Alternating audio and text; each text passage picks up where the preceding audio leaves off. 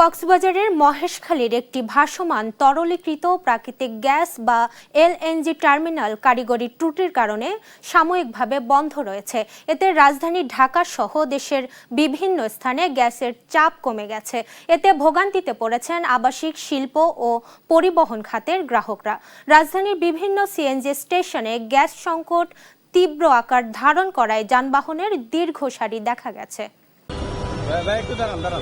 তরলীকৃত প্রাকৃতিক গ্যাস বা এলএনজির সরবরাহ কমে যাওয়ায় রাজধানীর বিভিন্ন সিএনজি স্টেশনে এর প্রভাব পড়েছে।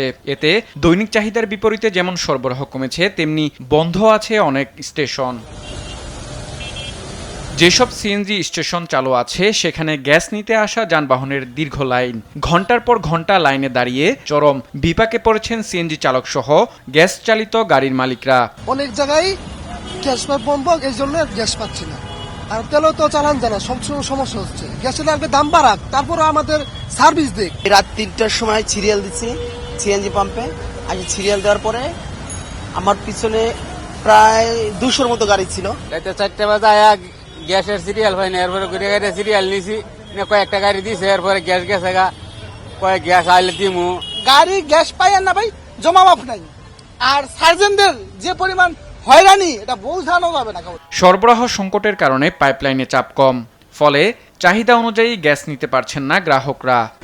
এক টাইমে যাচ্ছে। ফার্স্টে যখন গেছে তখন গেছে 10টা 15-10টার দিকে গেছে, সারাদিন আসে নাই, বিকালে একটু আসছে, আবার চলে যাচ্ছে। আমরা যেখানে আগে গ্যাস প্রতিদিন রান করতে পারতাম মেশিন, এখন প্রতিদিন রান হচ্ছে না।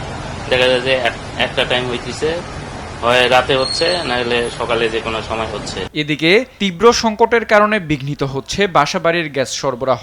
এতে ভোগান্তি পোহাতে হচ্ছে আবাসিক খাতের গ্রাহকদেরও। এছাড়া গ্যাস নির্ভর শিল্প কারখানা এবং বিদ্যুৎ কেন্দ্রগুলোতে সরবরাহ ঘাটতির কারণে উৎপাদন ও স্বাভাবিক কার্যক্রম ব্যাহত হচ্ছে।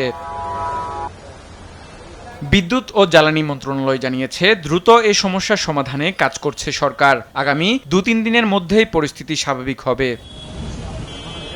আরাফাত ইসলাম, দেশ টিভি, ঢাকা।